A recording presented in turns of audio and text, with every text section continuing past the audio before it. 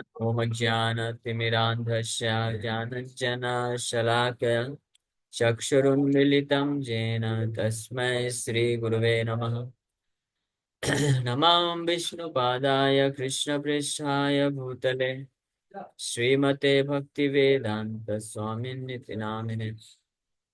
नमस्ते सारस्वती देवे गौरवाणी प्रचारिणे निर्विशेष शून्यवादी पाश्चात्य देश तारिणे। नमो महावदन्याय कृष्ण प्रेम प्रदायते कृष्णाय कृष्ण चैतन्य नामने गौरतुसे नमः। जय श्री कृष्ण चैतन्य प्रभु नित्यानंद श्री अद्वैत गदाधर शिवासादि गौर भक्त वृंदा। हरे कृष्णा कृष्णा कृष्णा हरे हरे हरे राम राम राम हरे हरे। हरे कृष्णा। सब सभी भक्तों का हार्दिक स्वागत है आज के श्रीमद् भगवद गीता के डिस्कशन में। तो हम लोग चर्चा कर रहे हैं श्रीमद् भगवद गीता 5वां अध्याय और श्लोक संख्या 7। इस श्लोक पे लास्ट टाइम भी चर्चा किए थे। योग युक्तो विशुद्धात्मा विजितात्मा जितेंद्रिय सर्वभूतात्मा भूतात्मा कुर्वन् अपि न लिप्यते। तो भगवान इसमें बता रहे हैं one who works in devotion.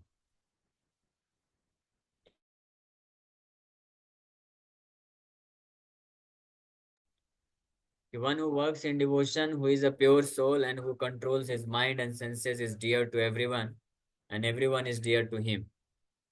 Though always working, such a man is never entangled. कैसा व्यक्ति योग युक्त हो यानी भगवान से युक्त है, भगवान से जुड़ा हुआ है भक्ति योग के माध्यम से, तो विशुद्ध आत्मा फुली प्यूरिफाइड सोल, पूरी तरह से शुद्ध आत्मा है। शुद्ध आत्मा विशुद्ध आत्मा विशेष रूप से शुद्ध है।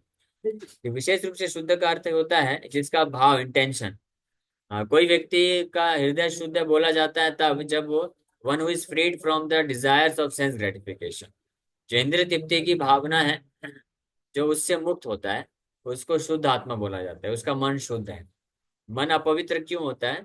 जब तक मन में कुछ ना कुछ भौतिक संसार के प्रति आसक्ति है, कुछ इंद्रियों को संतुष्ट करने के प्रति आसक्ति है, तो वो जो है वो कलमश है, वो गंदगी है मन। लेकिन जो इससे फ्री हो जाता है तो उसको शुद्ध आत्मा बोलते हैं। तो शुद्ध आत्मा की कैटेगरी में भी दो लोग हो सकते हैं। एक तो ये जो भौतिक संसार से विरक्त ले लेते हैं, संन्यास लेते हैं, मायावादी सन्यासी होते हैं, निराकारवादी ब्रह्मवादी होते हैं। तो जो वास्तविक रूप में इस आध्यात्मिक मार्ग को अच्छे से पालन करते हैं तो वो भी प्रायः इस प्रकार के भौतिक इंद्रिय भोग की वासनाओं से मुक्त होते हैं। वो इच्छा नहीं रखते हैं। जो जो वास्तव में होते हैं, वास्तव में पालन करते हैं इस मार्ग को। लेकिन विशुद्ध आत्मा उनको ही बोला जा सकता है जिनके हृदय में मात्र कृष्ण को संतुष्ट करने की इच्छा होती है। जो कृष्ण के इंद्रियों को संतुष्ट करने की इच्छा अपने हृदय में धारण करते हैं वो पूर्ण रूप से शुद्ध उनका मन होता है, पूर्ण रूप से शुद्ध आत्मा बोलते हैं। यानी इच्छाओं से मुक्त होना बस शुद्धि का एक लक्षण नहीं है, बल्कि कृष्ण के लिए ही सेवा अर्पण करना, इस इच्छा को ही जो धारण रखते हैं वो वास्तविक रूप में शुद्ध आत्मा होते हैं। इसी चीज को डिजायरलेसनेस बोला जाता है। रियल डिजायरलेसनेस, वास्तविक जो है इच्छा रहित होना, इसको बोला जाता है। डिजायरलेसनेस का मतलब कई बार लोग सोचते हैं कि हृदय से सारी कामनाओं को नष्ट कर दो, इच्छाओं को नष्ट कर दो, लेकिन वो वास्तविक डिजायरलेसनेस नहीं। जो एक्चुअल डिजायरलेसनेस है यानी वास्तविक इच्छा रहित कामना मुक्त होना है, तो कृष्ण के लिए कामना रखता है जो केवल, वो वास्तविक रूप में डिजायरलेस। तो ये है विशुद्ध आत्मा। इसलिए भगवान यहाँ पे बोल रहे हैं योग युक्त जो है, मेरे भक्ति में जो इंगेज है वो पूरी तरह से विशुद्ध आत्मा है। और ऐसा ही व्यक्ति वास्तव में जितेंद्रिय है। वही ऐसा ही व्यक्ति अपनी इंद्रियों को पूर्ण रूप से जो है नियंत्रित कर सकता है, विजय प्राप्त कर सकता है। और वो विजित आत्मा होता है, सेल्फ कंट्रोल होता है, क्योंकि अपने सेल्फ को कृष्ण के लिए ही इस्तेमाल करता है, इंगेज करता है। इसलिए जो अन्य लोग होते हैं जो कृष्ण के लिए ही, जिनका हृदय पूरी तरह से शुद्ध नहीं है, हाँ, अविशुद्ध बुद्धिया भी जिसको बोला गया है, तो वो लोग प्राय देखा जाता है कि कभी कभी इंद्रियों के वेग से फंस जाते हैं। पूरी तरह से विजित आत्मा नहीं होते, जितेंद्रिय नहीं होते हैं। लेकिन जो योग युक्त भक्त होता है वो पूरी तरह से जितेंद्रिय होता है, क्योंकि वो इंद्रियों का इस्तेमाल अन्य किसी चीज के लिए करता ही नहीं। वो कृष्ण के सेवा के लिए ही करना चाहता है बस। और इसीलिए कृष्ण को वो अत्यंत प्रिय हो जाता है, यही कारण है। ऐसा भक्त जो है भगवान को बहुत ही प्रिय हो जाता है, और फिर इस प्रकार का जो भक्त होता है तो भगवान को प्रिय होने के कारण अन्य सभी को प्रिय हो जाता है। और वो व्यक्ति, ऐसा भक्त भी अन्य सभी को जो है प्रिय मानता है, क्योंकि सब भगवान के अंश होते हैं।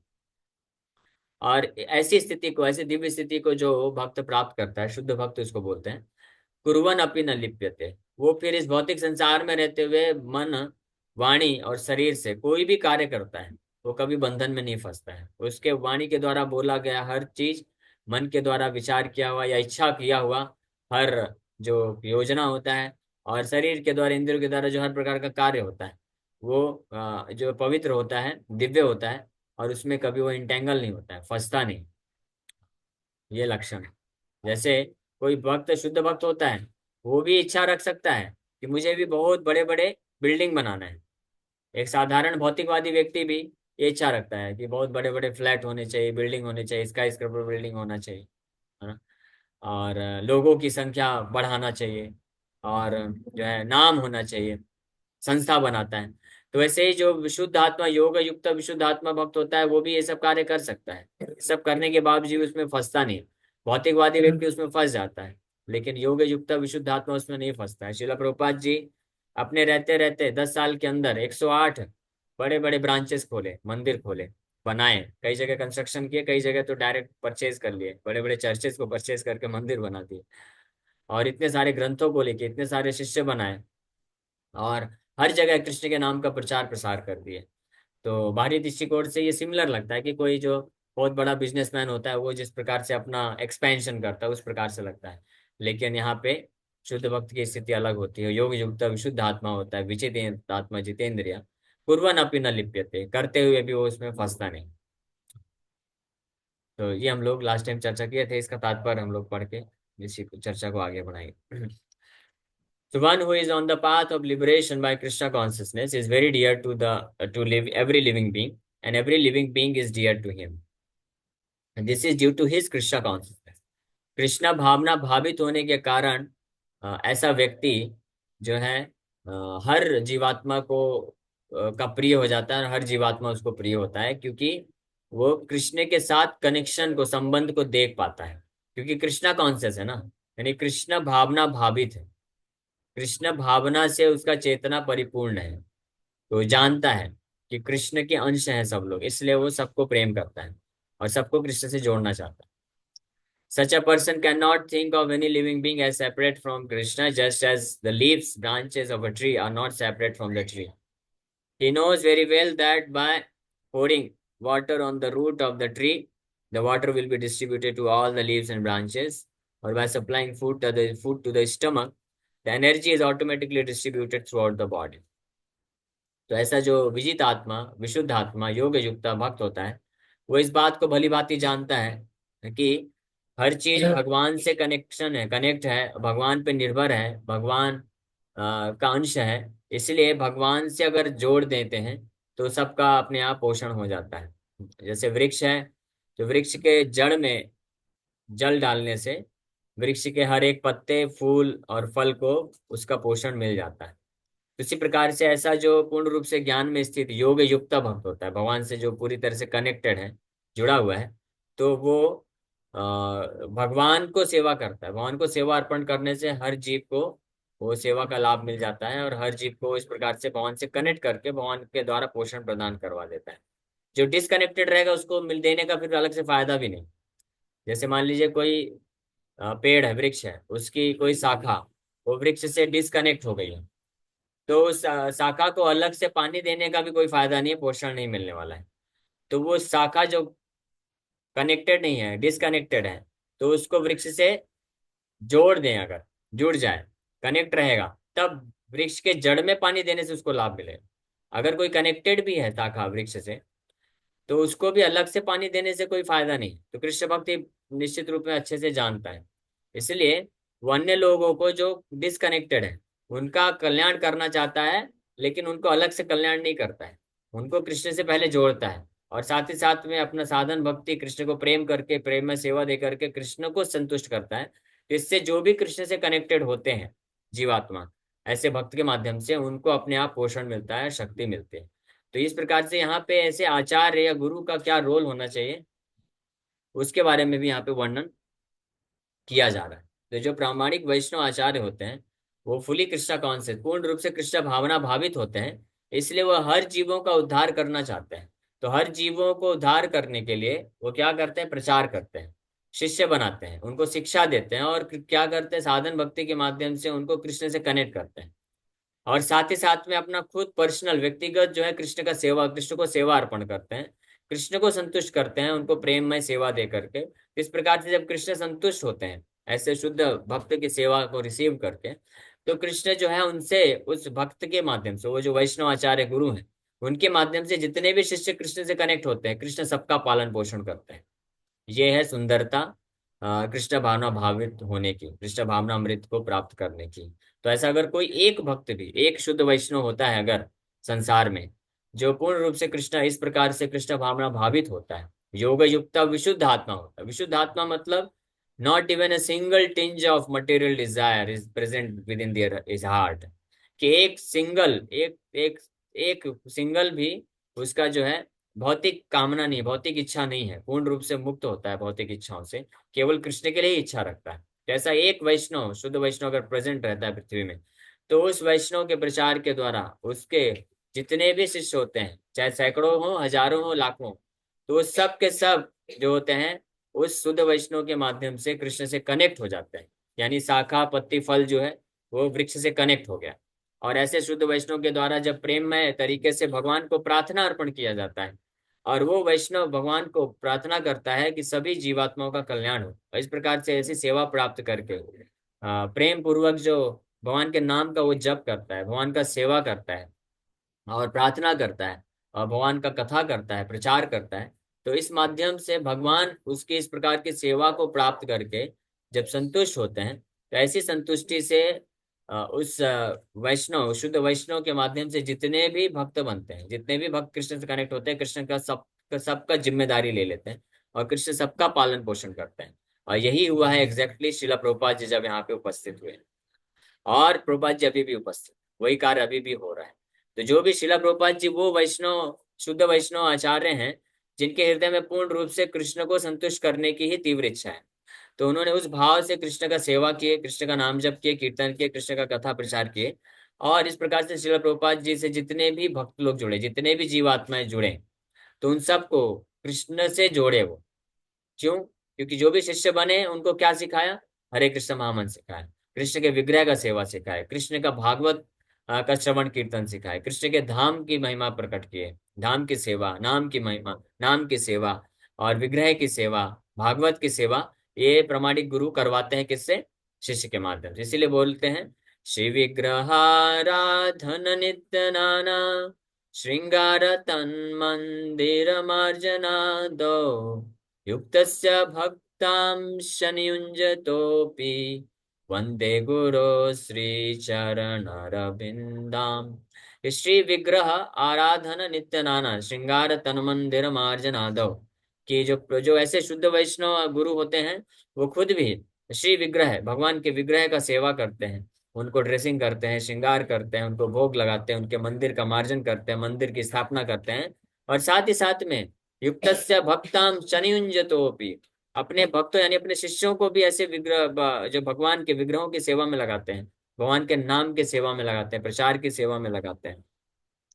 और इस प्रकार से वो ऐसे जितने भी जीवात्माएं, बद्ध जीवात्माएं होते हैं, जिनका ओरिजिनल तो कनेक्शन होता है भगवान के साथ, लेकिन भौतिक जगत के आवरण में फंसने के कारण वो कनेक्शन जो है नष्ट हो जाता है, नष्ट नहीं होता वास्तव में, आवरण ढक जाता है। तो वो कनेक्शन ना हो पाने के कारण जो जीवात्माएं होते हैं वो हालांकि आत्मा है, लेकिन अपने आत्मा के गुणों से जो है वंचित रह जाते हैं, वो ढक जाता है, पूरी तरह से भौतिक हो जाते हैं, इस हद तक भौतिक हो जाते हैं कि बार बार उनको मृत्यु का सामना करना पड़ता है, बार बार जन्म मृत्यु, ये ऐसा मन लग जाता है, संसार मन रूपी में फंस जाते हैं।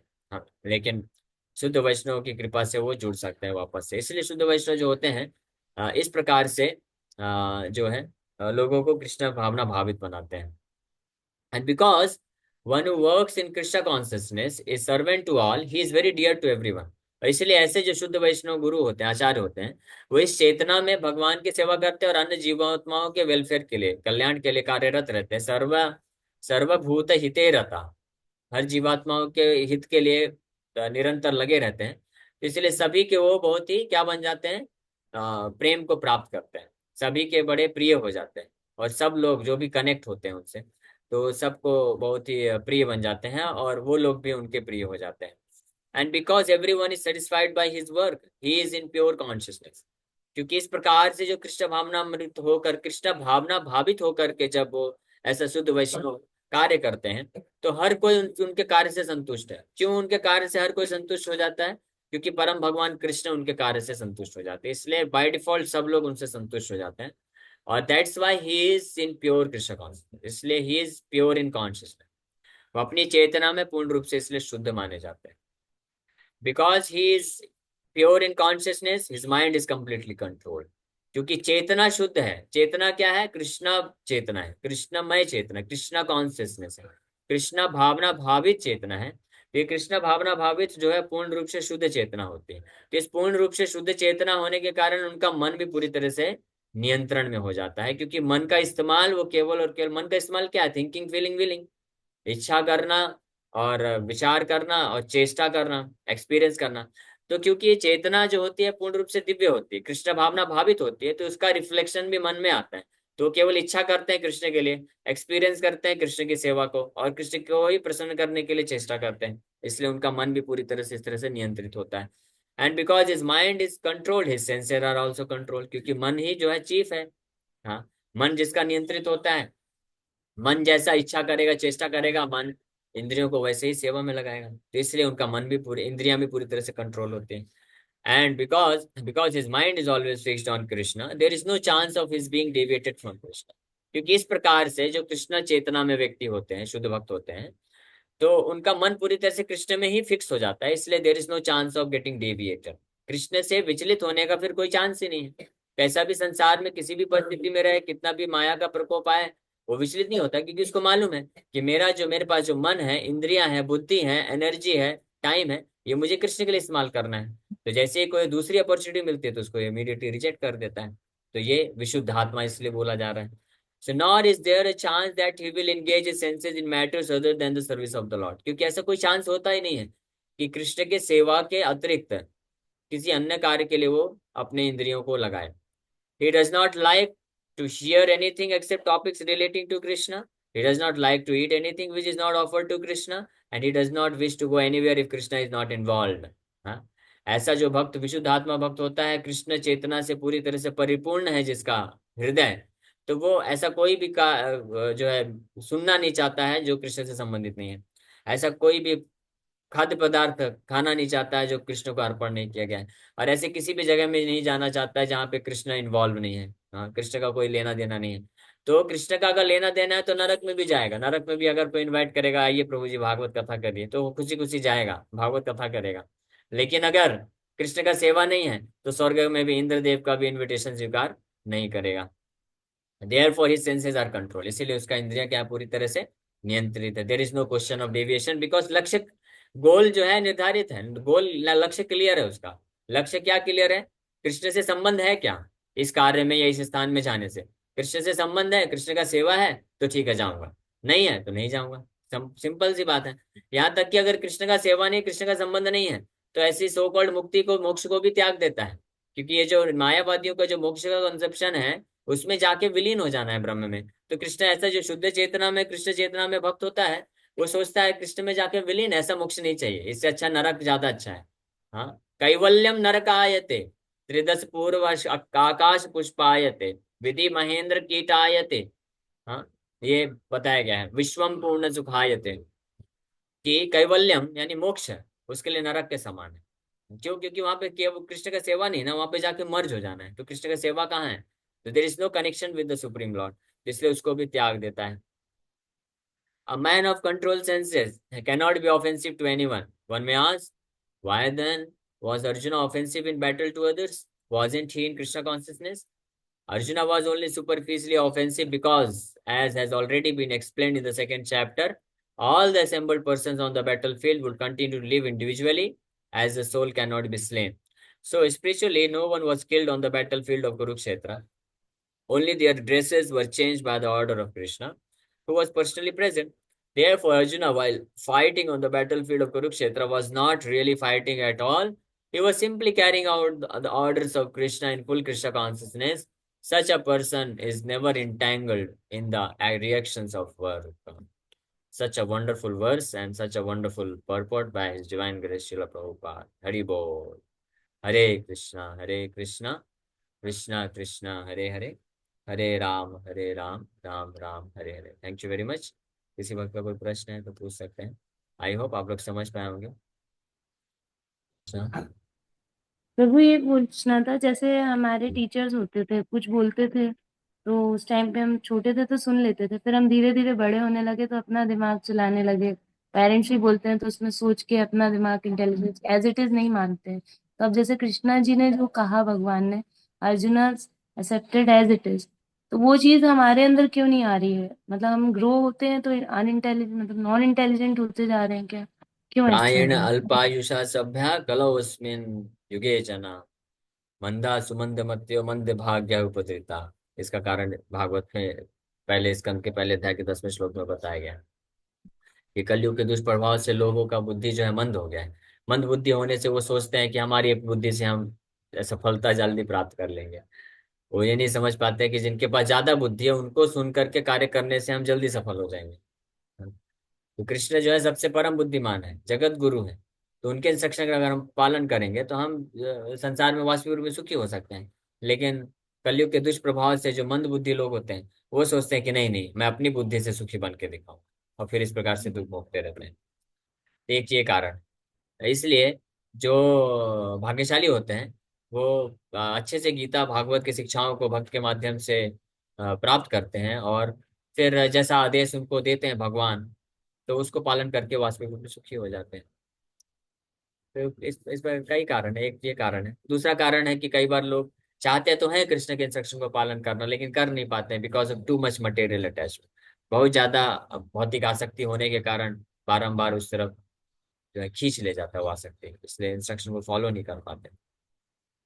लेकिन प्रयास करने से धीरे धीरे उस स्तर पे आया जा सकता है। पूर्ण समर्पण जो है वो जो है अचानक से नहीं होता है, एक दो दिन का बात नहीं होता है। It's a gradual process. धीरे धीरे व्यक्ति पूर्ण समर्पण की ओर बढ़ता है। जो सिंसियर है, ईमानदार है और सीरियस है, और गंभीरता पूर्वक इस शुद्ध वैष्णवाचार्य के जो है इंस्ट्रक्शन को पालन करके आगे बढ़ता है, वो धीरे धीरे संपूर्ण समर्पण को प्राप्त कर लेता है। यह संजीत प्रभु का प्रभु प्रश्न जैसे, था। सॉरी प्रभु। हरे कृष्ण, धन्यवाद, प्रणाम प्रभु जी। हरे कृष्ण। प्रभु जी, जैसे हम लोग जब इस शरीर को छोड़ के जाएंगे तो हाँ, प्रभु जी वो शरीर उधर, जैसे भगवान के धाम, अगर बाई द वे हम पहुंच पाए तो वहाँ किस शरीर, माने कि वहाँ कैसा रूप मिले, कैसा आध्यात्मिक शरीर, आध्यात्मिक शरीर कैसा होता है, रहेगा। थोड़ा और उसको थोड़ा बताइए प्रभु जी। जैसे तीन उसका प्रकार के रूप शरीर होता है, ये सुना है हमने। 3 प्रकार का कैसा शरीर होता है? सूक्ष्म शरीर, ये कारण स्थूल कारण शरीर, शरीर। सूक्ष्म शरीर, ये। अच्छा अच्छा। हाँ, तो सूक्ष्म शरीर ही जो है कारण बनता है व्यक्ति वास्तव में अलग अलग प्रकार के 84 लाख योनियों को प्राप्त करने के लिए। जो मन है, मन में जैसी इच्छाएं होती हैं, आसक्ति होती है, चेतना होती है, तो वो जो इस भौतिक संसार में जो कंटामिनेटेड कॉन्शियसनेस है, दूषित चेतना है, वो वास्तव वो कारण शरीर है।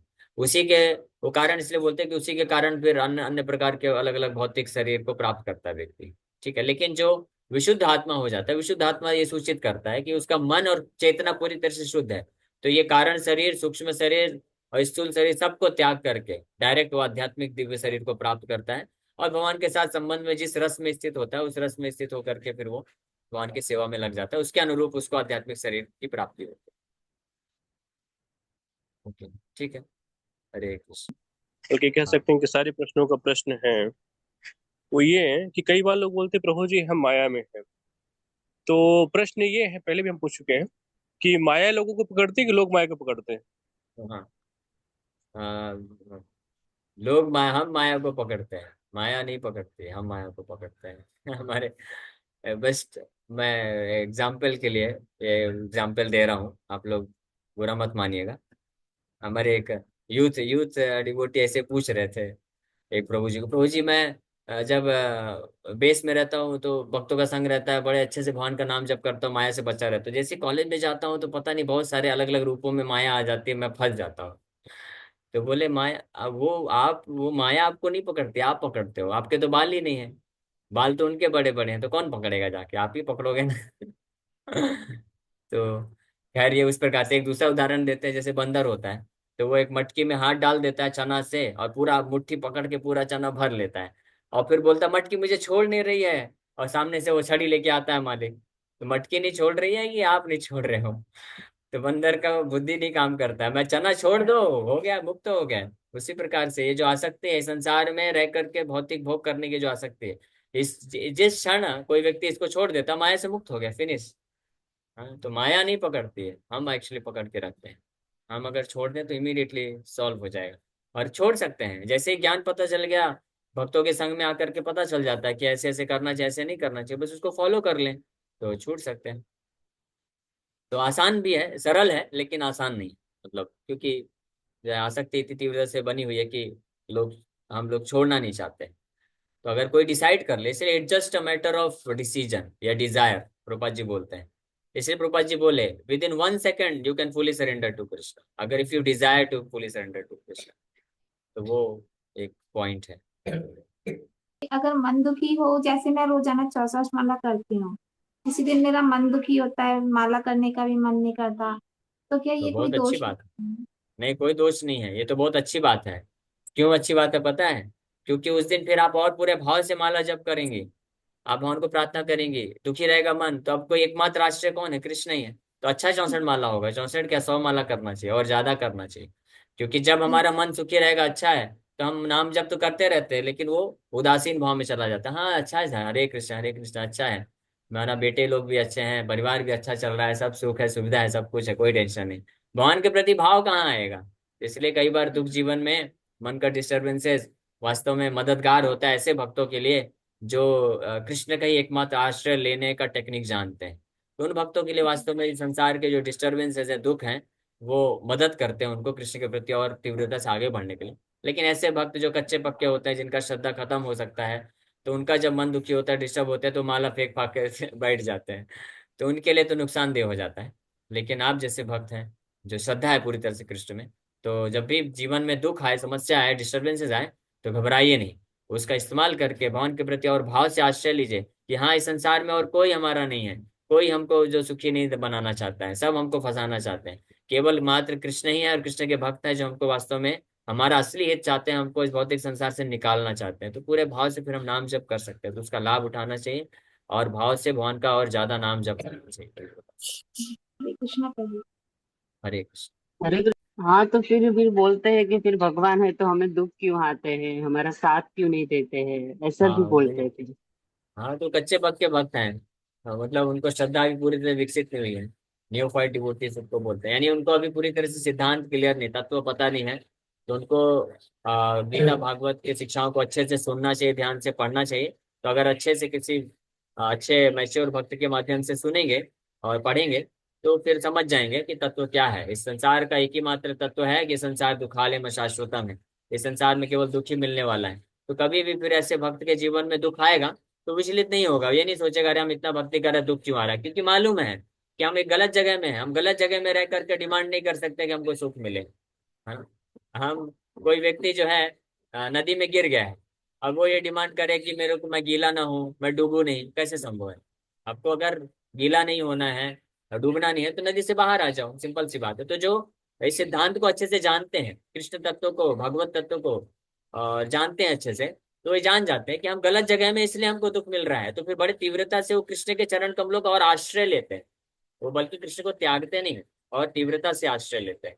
तो इसलिए उनके लिए मददगार हो जाता है। वही पार्वती माता ने जैसे क्वेश्चन पूछा, उसी पे ही वैसा ही है, सिमिलर। ओके।